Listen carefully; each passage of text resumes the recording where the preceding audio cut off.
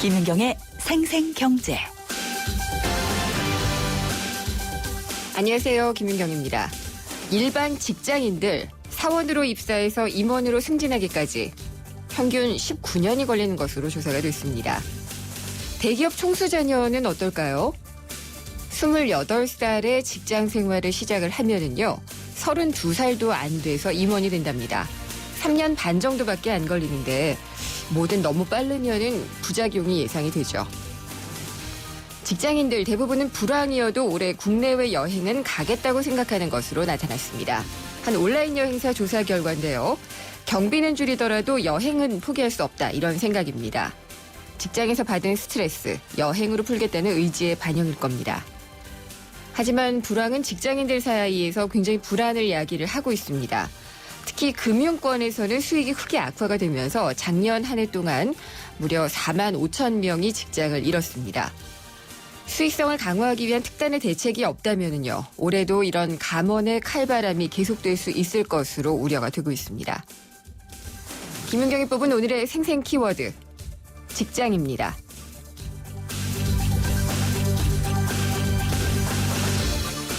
생생경제가 준비한 오늘의 생생한 경제 이슈입니다. 호갱님 많이 들어보셨죠? 주로 단말기 유통구조 개선법 이전에 지원금을 많이 못 받았던 소비자들에게 많이 쓰였던 단어였었죠. 호구와 고객을 합쳐서 이렇게 좀 얘기를 했었는데, 단통법 시행 후에는요, 초고속 인터넷 시장의 소비자들이 그냥 자체적으로 호갱이 되고 있다고 합니다. 눈뜨고 수십만 원이 내 주머니에서 새어나가고 있다는 얘기인데, 그 비밀은 어디에 있을까요? 바로 이 약정과 결합 상품에 있습니다. 호갱을 양산하는 초고색 인터넷 시장의 문제점, 2부에서 자세히 짚어보도록 하겠습니다.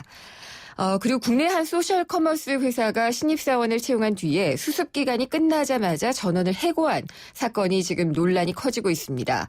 근데 오늘 아침에는 또 이 11명 전원을 최종 합격으로 정정을 했는데, 그렇게 되면서 또 구설수에 올랐습니다. 3부에서 이번에 해고된 당사자와 도대체 어떤 일이 있었던 건지 직접 전화로 얘기를 들어보고요. 이 일련의 과정에서 법적인 문제는 없는 건지 노무사의 조언도 함께 들어보도록 하겠습니다. 김윤경의 생생경제 1부 시작합니다.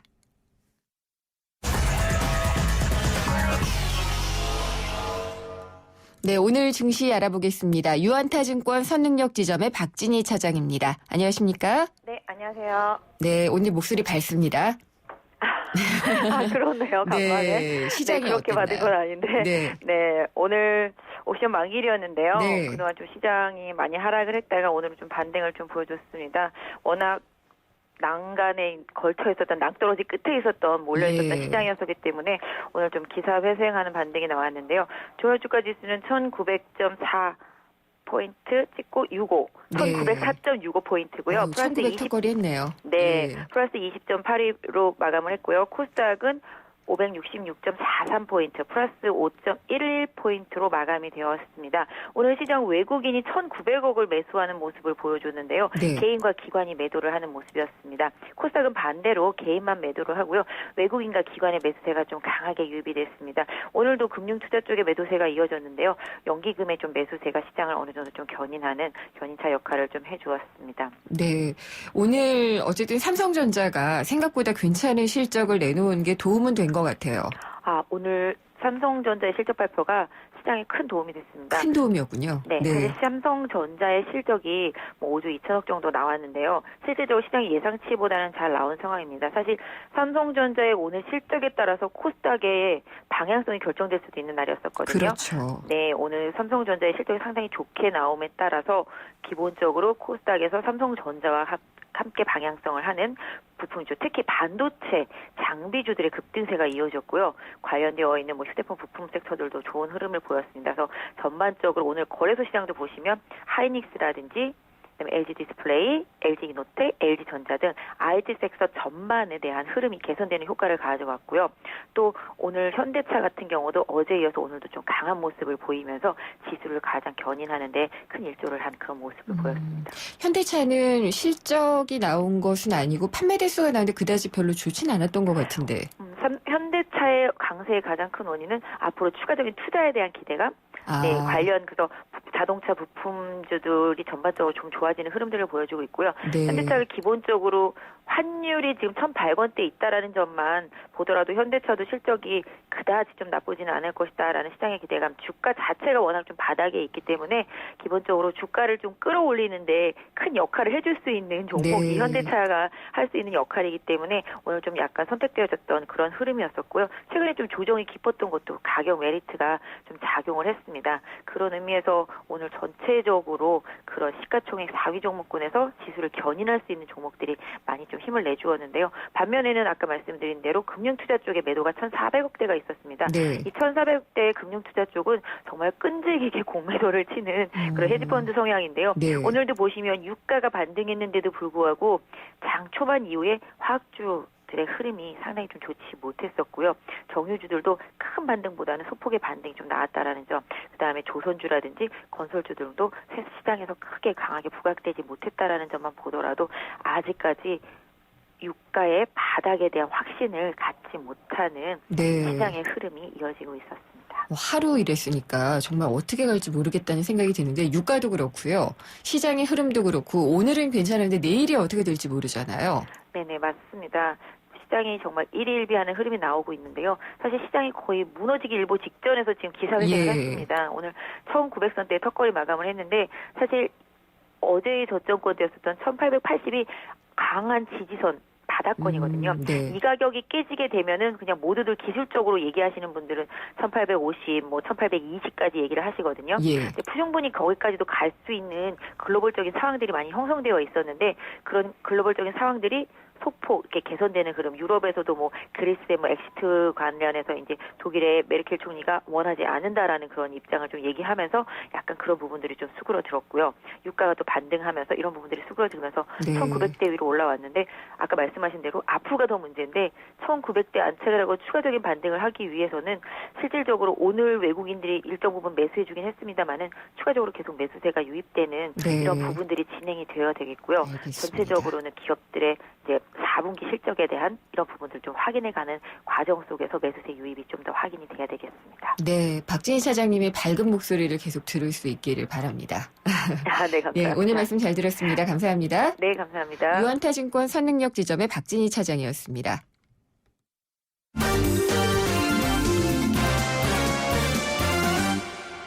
네, 오늘의 경제뉴스 정리하겠습니다. 한국일보 이성철 부국장입니다. 안녕하십니까?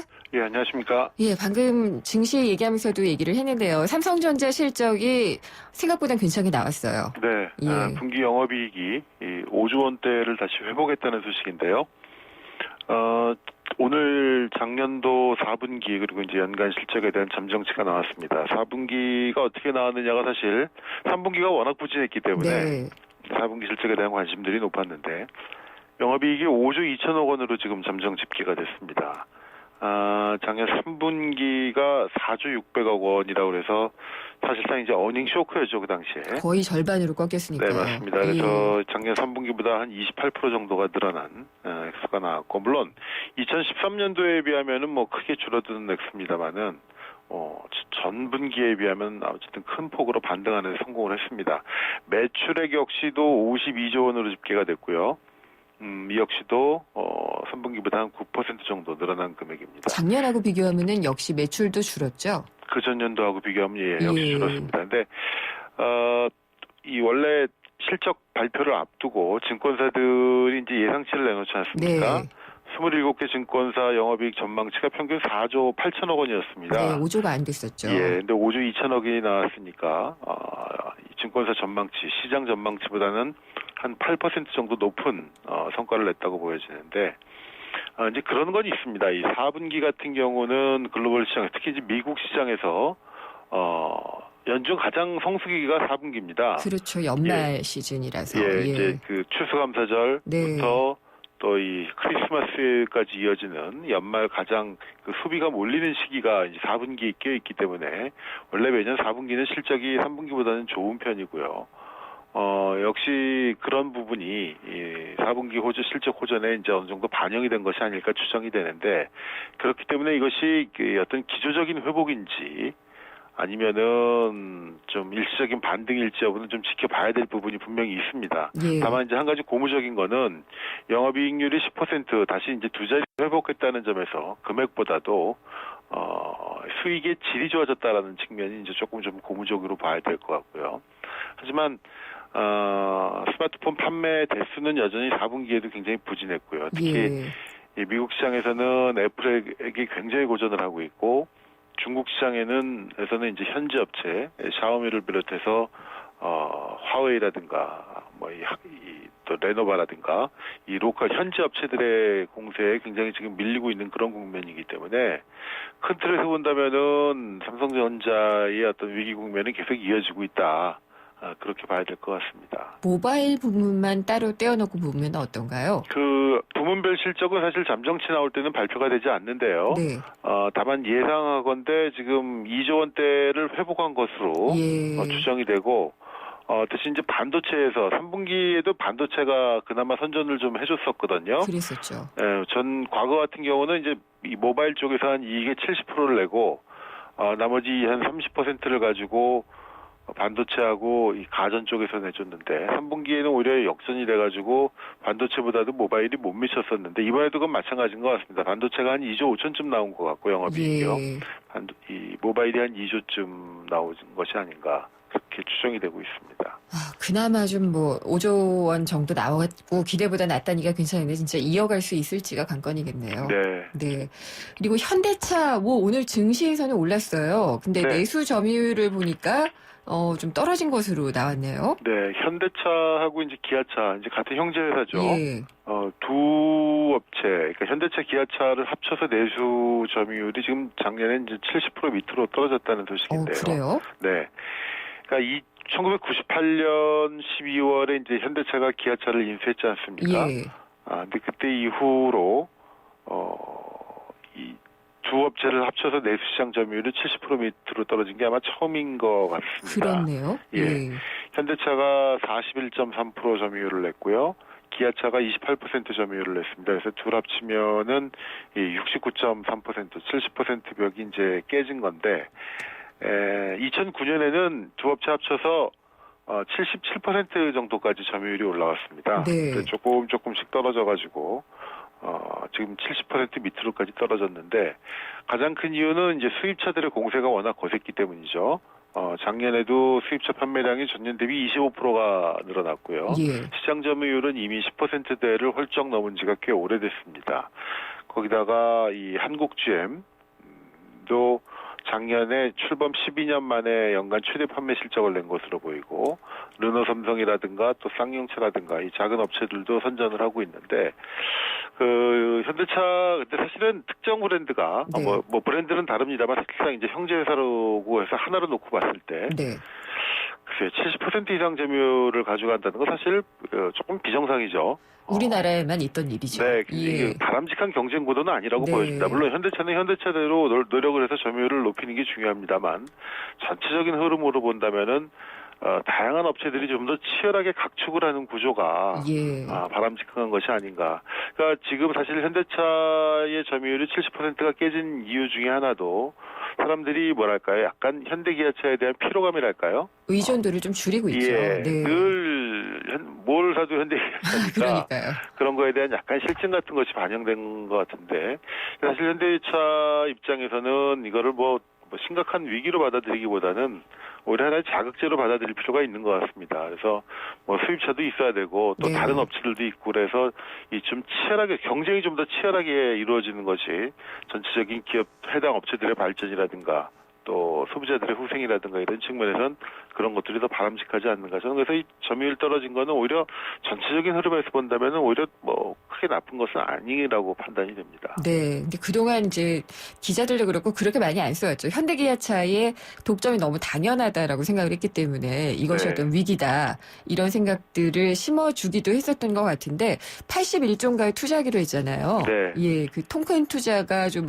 차별화된 제품을 내놓는 것이라든지 대고객 서비스 이런 것들이 좀 쓰였으면 좋겠다 이런 생각이 좀 사실은 드네요. 국내보다는 사실은 해외 시장이 더 문제겠죠. 네. 그래서 지금 워낙 선발 업체들의 재공세가 커지고 있기 때문에. 그러니까요. 네. 지금은 뭐 구글도 차 만드는 시대이기 때문에. 그렇습니다. 예.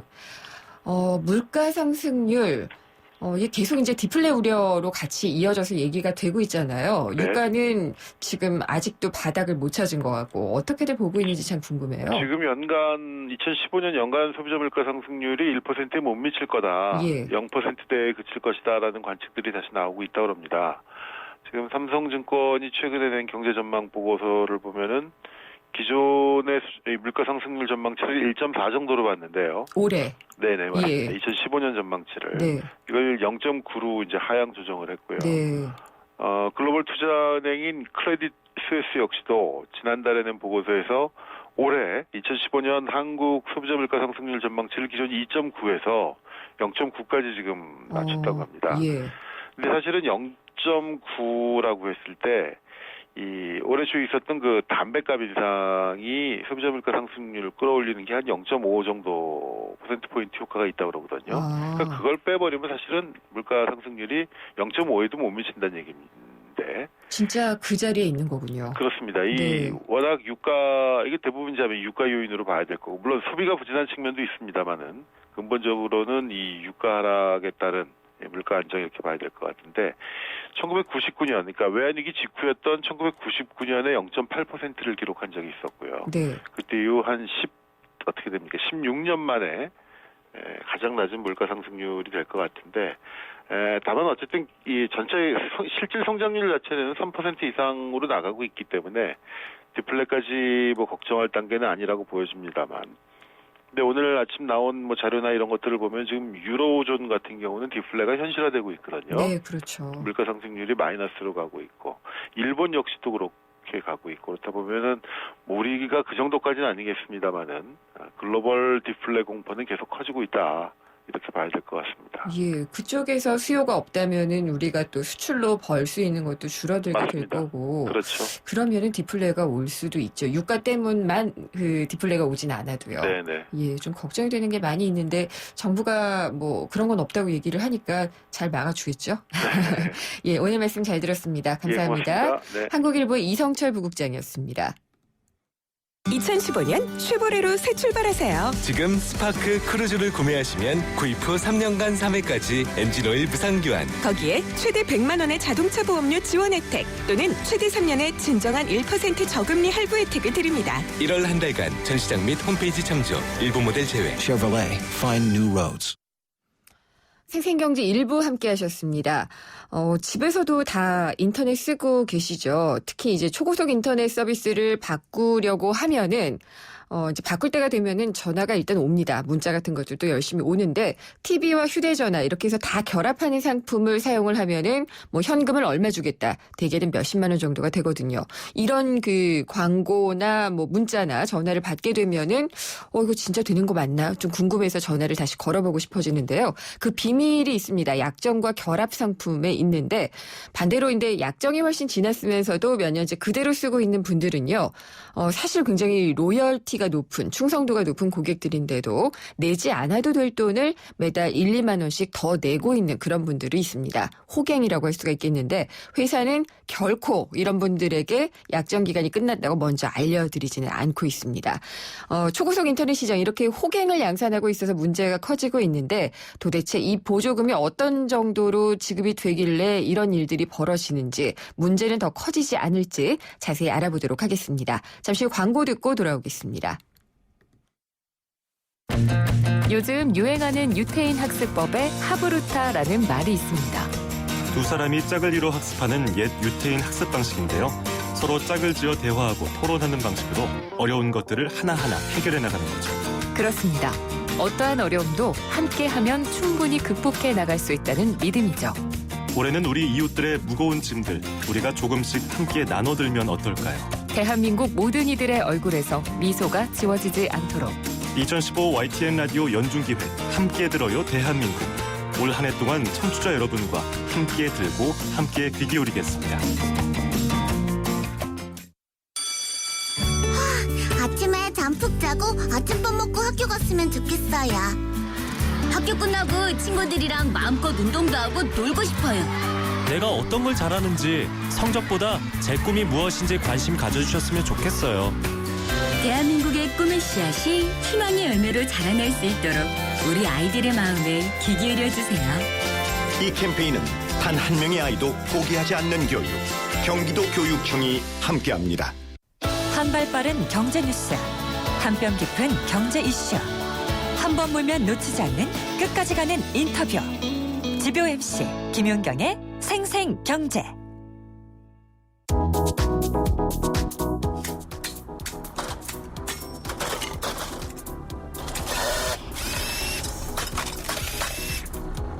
게릴라 경제 현장, 파지 등 폐품을 취급하는 고물상에 나왔습니다.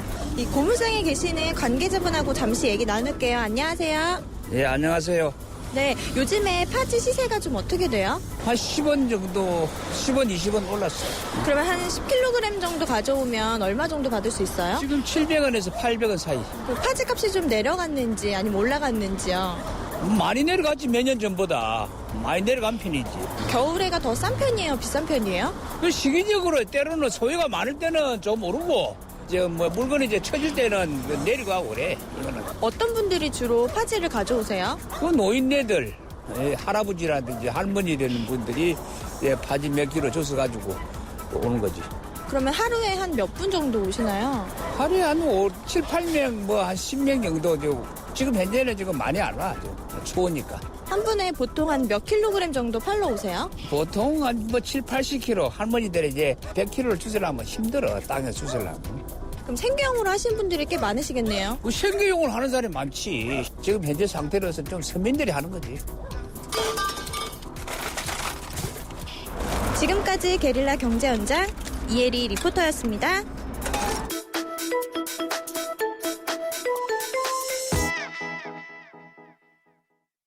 김윤경의 생생경제.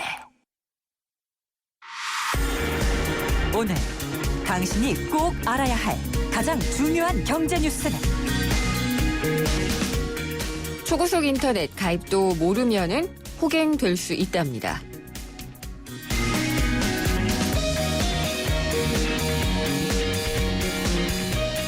청취자 여러분, 해지 방어라고 들어보셨나요? 이 약정이 끝나갈 무렵에 통신사에 전화를 합니다. 그래서 요금 할인이나 각종 혜택을 얻어내는 것을 이른바 해지 방어라고 부른다고 하는데요. 보통 이 고객들을 관리하는 해지팀이 있다고 하거든요. 해지한다고 하면은 이것도 주고 저것도 주고 하니까 이것을 해지 방어라고 좀 얘기를 하고 있습니다. 그래서 이 해지 방어라는 말이 초고속 인터넷 사용자들 사이에 마치 이 단말기 시장에서 쓰이던 호갱처럼 유행하게 될 날도 머지않지 않았느냐라는 생각이 좀 드는데요. 이게 어떻게 또 가능한 건지 한번 알아보도록 하겠습니다. 이용구 전국통신소비자협동조합의 이사 전화로 연결해서 자세히 얘기 나눠보도록 하겠습니다. 이사님 안녕하십니까? 예, 안녕하세요. 네, 해지방어 이게 어떤 건가요, 정확하게? 이제 우리가 통신 서비스를 가입하게 되면 이제 약정 기간을 정해놓고 계약을 하잖아요. 그렇죠. 예, 근데 약정 기간이 이제 거의 다 된 시점에 예. 이제 통신사에다가 전화를 해가지고 통신사를 변경할 테니까 네. 이제 좀 해지를 해달라고 이렇게 얘기를 하면은 이 통신사에서는 이 고객 한 사람 한 사람이 꾸준한 수익원이 되잖아요. 자금줄이 그렇죠. 되고. 예. 근데 그걸 이제 놓치기가 싫으니까 요금을 조금 인하해 준다든지 예. 아니면 또 사은품을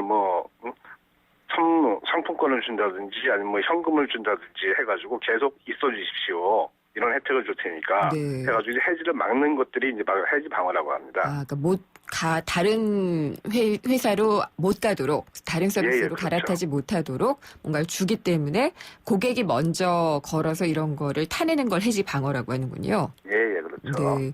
근데 모르는 소비자들도 많아요. 그러면 이 모르는 소비자들은 그대로 계속 비싼 요금을 물게 되는 건가요? 예, 그럴 수 있습니다. 이 통신 시장에서 통용되는 용어 중에 하나가 한 번 가입한 고객들은 웬만해가지고는 잘 바꾸지를 않아요. 네. 이걸 락인 효과라 그래요. 자물쇠로 잠근다 해가지고. 사실 귀찮죠. 예. 네. 이걸 이제 락인 효과라고 하는데 예. 이제 모르는 소비자들은 기존에 쓰던 요금 그대로 그냥 혜택을 받지 못하면서 그냥 그대로 그냥 쓰시는 거고.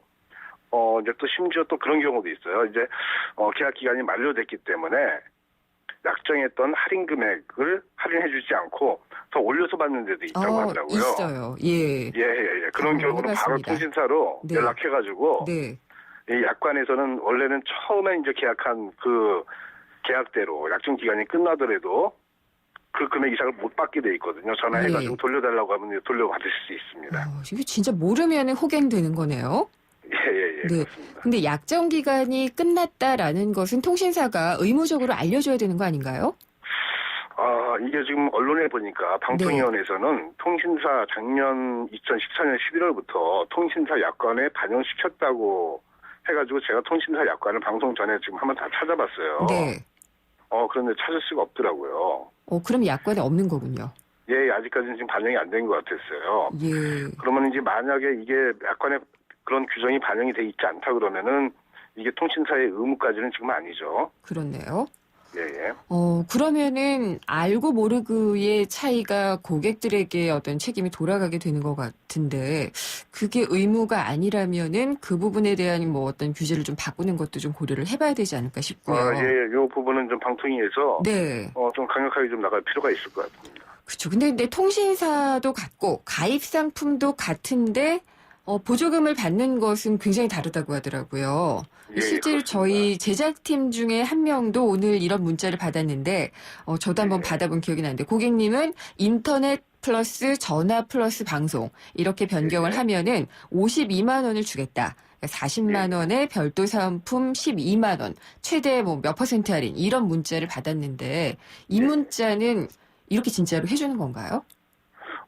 이 방송을 듣는 청취자분들이 만약에 혹시 이런 문자나 전화를 받으셨을 경우에는 꼭 확인해 보셔야 되는 게 상품은 어떤 상품을 써야 되는지를 한번 문의를 한번 해보세요. 그 전화로 다시 해서요. 문자 온 전화로. 그러면은 이게 52만 원 정도 이렇게 줄 정도의 상품이라 그러면 뭐 인터넷도 가장 비싼 거 써야 되고 부가 서비스나 뭐 CCTV 집에다가 요즘 뭐 CCTV도 많이 설치하잖아요. 네.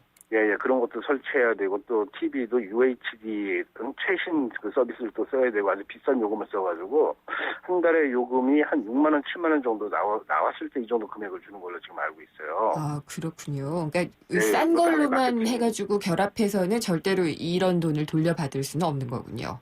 예. 보니까는 이런 것들을 갖다 마케팅 수법으로 지금 쓰고 있는 것 같아요. 네. 그리고 또 포털에서도 이제 서비스를 바꿔볼까 해가지고 인터넷 가입 이렇게 검색을 해보면은요. 초고속 인터넷 서비스에 가입을 하면은 뭐 현금 40만 원에서 60만 원을 주겠다. 이런 내용의 광고를 많이 보는데 이게 많이 듣죠. 여기에는 보조금 상한선 같은 게 없는 건가요? 지금 뭐 현행법으로는 초고속 인터넷만 가입했을 경우 19만 원, 그다음에 전화까지 했을 때 22만 원, TV까지 했을 때 25만 원 이런 상한선이 있는 걸로 지금 알고 있는데요. 네. 요즘 그 유행하는 유선하고 이제 무선하고 같이 결합하는 그런 상품에 대해서는 지금 아직 그 규정이 없는 걸로 지금 알고 있습니다.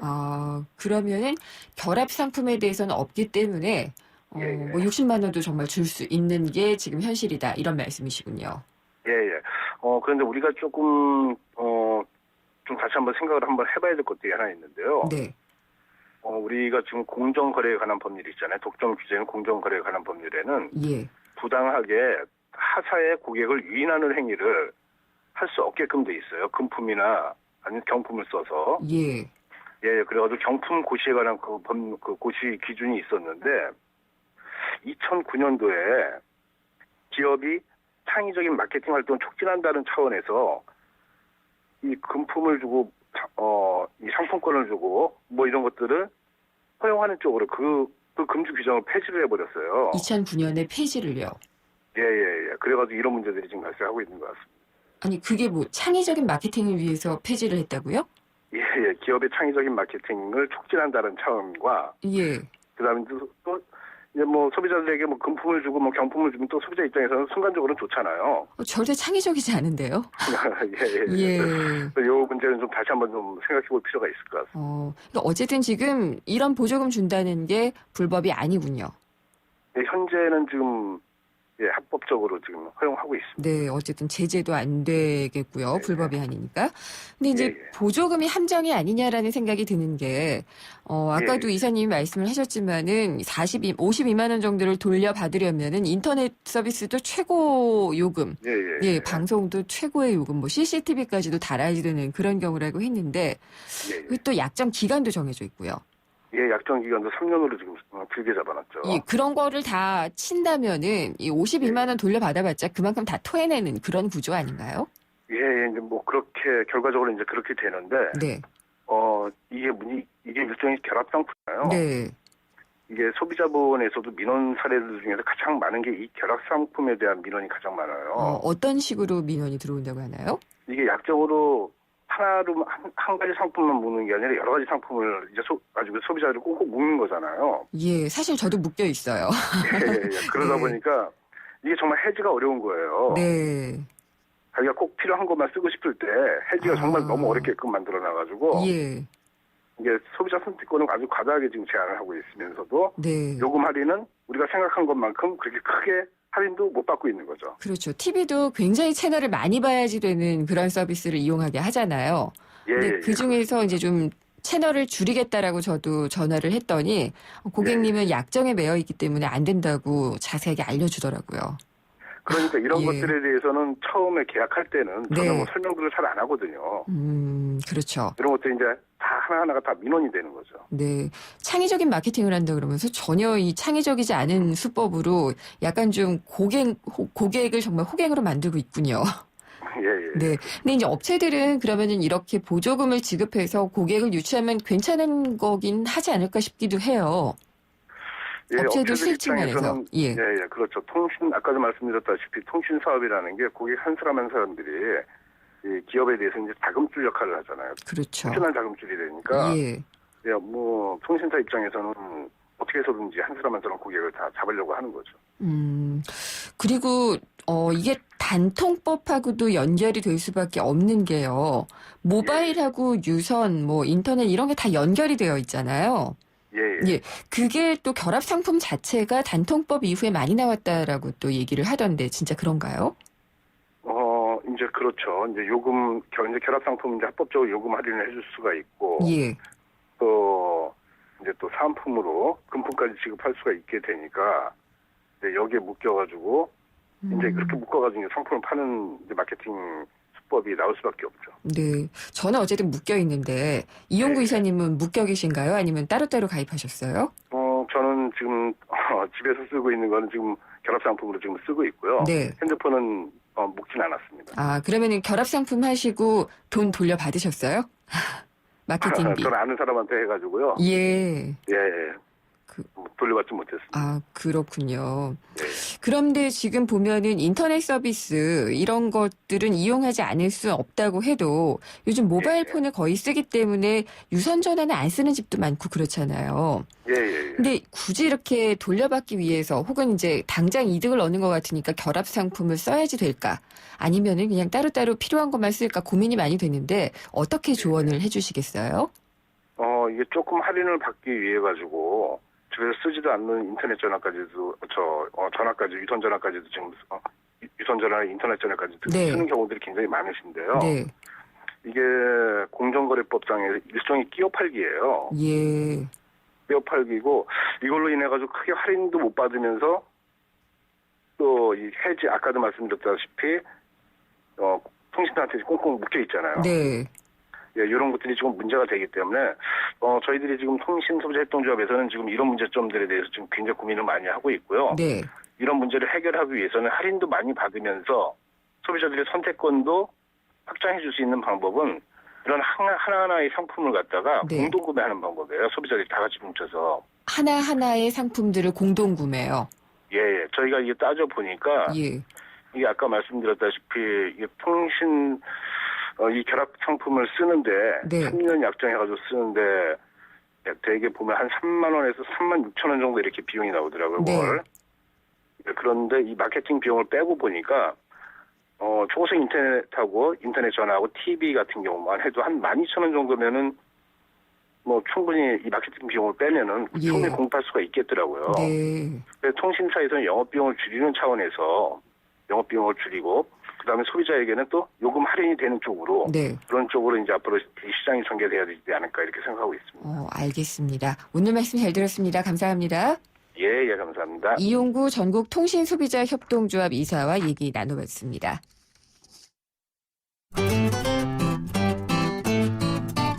생생경제를 다양하게 만나는 방법. YTN 라디오 앱 예스와 웹사이트 김윤경의 생생경제 또는 트위터 YTN_이코노미로 실시간 듣기와 다시 듣기를 하실 수 있고 방송 내용에 대한 문의와 의견을 주실 수 있습니다.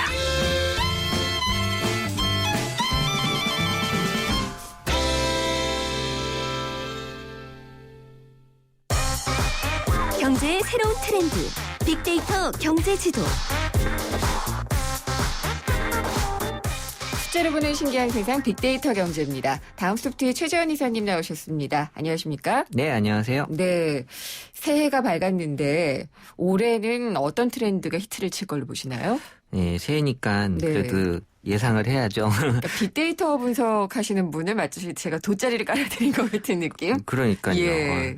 그 작년 말부터 조짐이 좀 보이긴 했는데 네. 저도 지지난주인가요? 방송에서 그 트렌드 역주행이라고 표현을 좀 해드렸는데 네. 역시 이 새해 첫 주 1월 3일이었죠. 이 무한도전의 그 토토가 네. 아주 복고 열풍으로 장악을 해버렸더라고요. 다들 그 막 한 줄로 소셜에 올리기 시작하더라고요. 뭐 울었다, 토토가 만세 뭐 막 이런 식의. 저도 와이프가 보면서 울더라고요. 그래서 신기하다. 근데 제가 그 어제 대학생들 특강이 있어서 네. 대학생들한테 물어봤어요. 네. 토토가 봤냐? 근데 전부 다 많이 봤다고 했고요. 대학생들은 모르잖아요, 잘. 그래서 제가 예. 모르는데 왜 보고 좋아했냐? 그러니까 다 좋아했대요. 네. 근데 초등학교 저학년 때 들었대요, 그 노래를.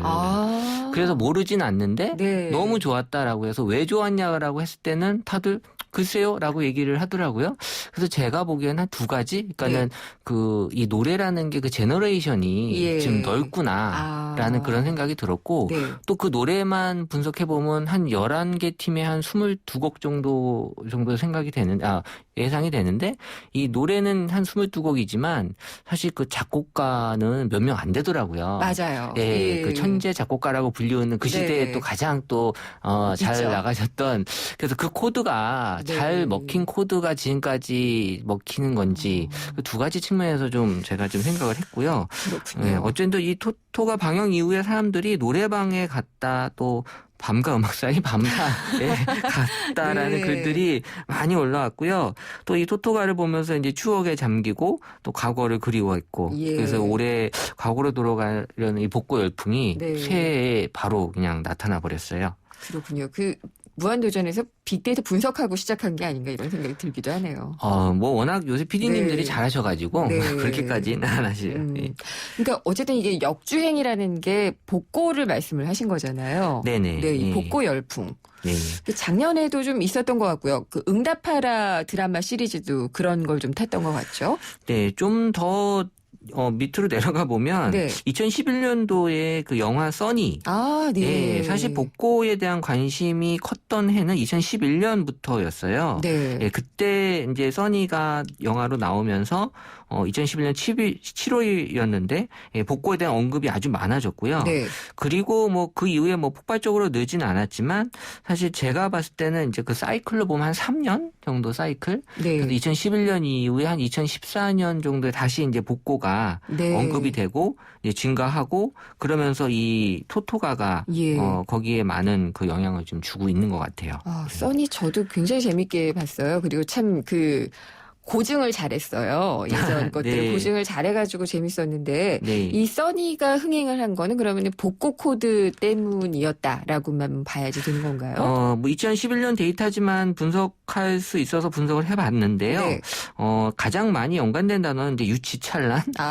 뭐 유치찬란이 뭐 나쁜 의미는 아니니까 유치찬란 예. 또 이제 우정, 예. 추억. 그러니까 여기서 뽑아낼 수 있는 건 친구였어요, 친구. 친구. 예, 그러니까 저도 이제 그 무한도전 토토가를 보면서 그 노래를 즐겼지만 네. 그때 그 친구들이 생각이 보고 싶어지죠. 났었거든요. 그러니까 여기 써니도 마찬가지고 이 무한도전도 마찬가지고 이 복고 코드에는 이 친구라는 코드가 깔리면서 네. 사람들에게 추억을 좀 끌어올렸던 것 같고요. 그리고 뭐 2011년도에 사실 런닝맨이라는 그 이 예능 프로가 자세히 보면 약간 술래잡기 느낌이 나서 술래잡기죠. 네, 사람들이 이걸 술래잡기로 또 표현을 하셨어요. 네. 그래서 2010년도부터 사실은 이제 방송에서는 약간 이제 글로 돌아가려고 하는 게 보였어요. 네. 예. 그러니까 너무 복고가 많기도 해요. 사실 보면은 드라마도 그때로 많이 돌아가요. 예, 소재가 없어서 그럴 수도 있고요. 사람들이 약간 그 시절을 그리워하는 그런 마음도 좀 이용하는 것 같기도 하고. 그리워하는 코드, 추억 코드 이런 게 있어요. 그러면은 이 복고 열풍은 어디서 불어오는 걸까? 방송이 아무래도 제일 크겠죠? 근데 이제 예전에는 방송이 이 트렌드를 주조하는 건 맞았어요. 예. 근데 이제 요새는 트렌드를 좀 따라가려고 하는, 왜냐하면 이제 방송 채널이 워낙 많다 보니까 예, 지금은 이제 트렌드를 주도할 수만은 없는 분위기고 또 중요한 건 어쨌든 영향을 주는 건 맞고요.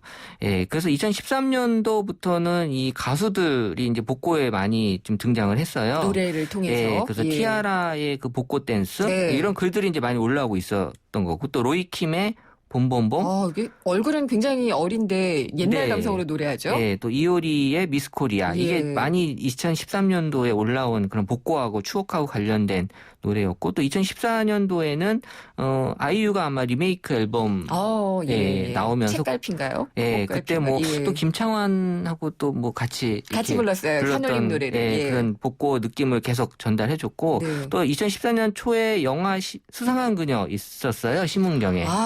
예, 그때 뭐 나성에 가면 또 그리고 뭐 하얀 나비. 예, 빗물인가요? 제목이 정확하게 기억이 안 나는데 그 노래도 있었고. 예, 그래서 뭐 영화, 뭐 가요 이런 쪽에서 계속 2014년, 13년도에 조짐을 보이면서 계속 뭐 다뤄지고 있었어요. 거의 노래를 통해서 그렇게 됐군요. 네. 근데 이 복고와 그러면은 연관되는 단어, 아까 친구나 우정 같은 것들을 얘기를 해주셨는데 대부분 그런 것들인가요?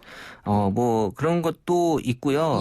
그리고 이제 요새 그 영화에서 이제 국제시장, 국제시장이 지금 이 추억 복고로 다시 지금 이제 등극을 하기 시작을 했는데 이건 많이 복고인 것 같은데. 이거는 뭐 그 명량 같은 느낌으로 지금 열풍이 좀 불고 있더라고요. 예, 그래서 이 복고의 유행이 지금 이제 그 토토가에 이어서 국제 시장으로 지금 이어간다고 지금 다들 뭐 미디어에서도 그렇게 보고 있고 또 2월에는 또 세시봉이라는 또 영화가 개봉을 한다고 예고를 하고 있더라고요. 지금 개봉 준비 중이라고 하죠. 네, 거기엔 또 미생의 또 강하늘이 출연을 해서 사람들이 지금 소셜에는 개봉 전부터 많은 관심을 보이고 지금 복고풍을 다시 한번 끌어올릴 수 있는 여러 가지 소재들이 지금 계속 나타나고 있을 예정이에요. 사실 복고 그러면은 예전에 저는 패션에서 많이 봤었거든요. 패션이 돌고 돌아서 복고인데 여기에는 그냥 대중문화 상품들이 거의 언급이 되는 것 같네요. 패션계에서는 별로 이렇게 분석이 안 되고요. 예, 아직은 패션에서는 지금 뚜렷하게 보여지진 않고요. 지금 예상은 하고 있어요. 올해 패션 아이템으로 이제 좀 복고풍으로 뭐 안경, 뭐 청바지 이런 쪽으로는 얘기는 있어요. 그럼 또 청바지가 또 다시 또 바뀌면 또 사야 되는데. 그렇군요. 근데 이게 아까 국제시장이 올해 추억을 떠올리게 하는 영화다라고 얘기를 하셨는데 SNS에서도 그런 것들 다 확인이 가능하죠. 네, 추억을 연관어로 떠올리는 영화들이 뭐 꽤 있어요. 2013년에 그 건축학개론. 네, 또 2014년에 어쿠스틱. 예, 그래서 이제 2014년, 15년 해갖고 이제 국제시장이 이제 또 나타나고 있고요. 그리고 이제 방송사를 언급하면서 이제 복고에 대한 얘기들이 올라온 것들을 분석해 보면 13년도에는 이제 TVN이 1위였어요. 응답하라 시리즈 이건 이제 응사 때문인가요? 때문에 그랬던 것 같고요. 2014년에는 MBC가 또 1위였더라고요. 2014년이요? 네, 작년. 네. 근데 이제 이 토토가가 사실 준비를 오래전부터 했거든요. 그러니까 12월 달은 거의 아마 토토가 준비 과정으로 컨텐츠가 구성이 돼서 아마 그때 MBC 12월 영향을 좀 많이 준 것 같고, 예, 그래서 이제 여튼 방송 쪽에서도 이 그 복고를 그 열풍을 주도하는 그런 방송사들이 이제 좀 나타나고 있을 것 같아요. 그러면은 이 복고 분위기가 연상되는 어떤 결합 상품들을 많이 좀 내놔야 되지 않을까, 기업들은. 그렇게 네네. 생각이 드는데 어떤 게 가능할까요? 이번에 토토가 같은 경우에는 예. 이게 황금 연휴에 끼어서 그런지 사람들이 이제 여행에 갔어도 이걸 보려고 네. 많이들 준비들을 했다라는 거 올라왔고요. 또 여행을 못 간 사람들은 그 국제시장 영화를 보고 네. 집에 와서 토토가를 봤다. 아, 그럼 계속 과거에만 있는 거예요? 예, 아예 과거로 그냥 하루를 그냥 네. 보내시는 그런 분들이 있고, 토토가를 보면서 같이 이제 뭐 치킨 먹었다, 또 예. 이제 라면, 피자, 맥주 이런 순서대로 이제 많이 먹었다라고 이렇게 했고요. 그래서 음식을 이제 배달하거나 테이크아웃, 그러니까 본방사수를 진짜 많이 했다는 거거든요. 네. 예, 그러니까 준비를 하고 있다가 봤고, 예. 또 이게 무한도전이 평소보다 이번에 일찍 시작했어요. 네. 그래서 그거 앞부분 조금 못 봤다, 뭐 아쉬워하다 이런 것들 많이 올라왔고요. 예. 또 당황했다, 뭐 이런 거 좀 잘 올라왔어요. 네. 그렇군요. 편성하시는 분들이 많이 신경 쓰셔야 될 것 같아요. 다시 이렇게 본방사수가 많아지고 있어서. 네. 오늘 복고에 대한 트렌드 들었습니다. 말씀 잘 들었습니다. 감사합니다. 네, 감사합니다. 최재원 다음 소프트 이사였습니다. BMW 엑스드라이브가 알려드리는 교통정보 김유리입니다. 갑작스런 폭설로 도로 곳곳이 빙판길입니다. 교통안전에 당신에게 날씨는 두려움입니까? 즐거움입니까? 어떤 상황에서도 지능적으로 대응하는 BMW 엑스드라이브. 드라이빙의 즐거움은 계속됩니다.